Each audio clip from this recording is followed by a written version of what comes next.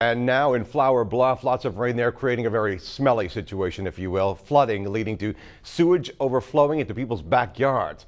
Our Peter Vance continuing our team coverage. There he is live in Flour Bluff tonight. And Peter, these residents have seen this before.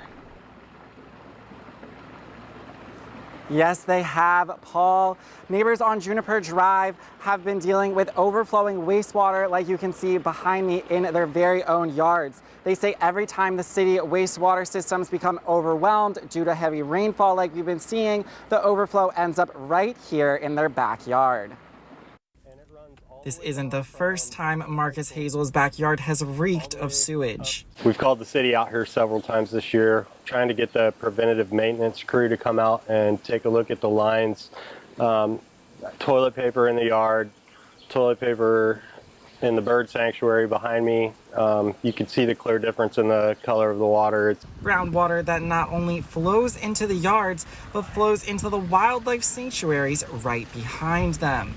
The city's water department released a statement to us saying this is mainly stormwater and the environmental impact will be minimal. Neighbors believe this problem will be ongoing and the water will stick around for days. If we have some sun, it'll finally clear up and this will start drying. Back here might stay a week.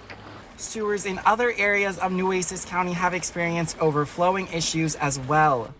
Neighbors say the city has responded to their calls, but are hoping for more to be done. We appreciate the city crews coming out, but we'd like to get it elevated to the stormwater department, the wastewater department, maybe even the city manager, to where we get some relief from this. Sympathy can only go so far. The Corpus Christi Water Department let me know there are plans in place to improve the wastewater system capacity.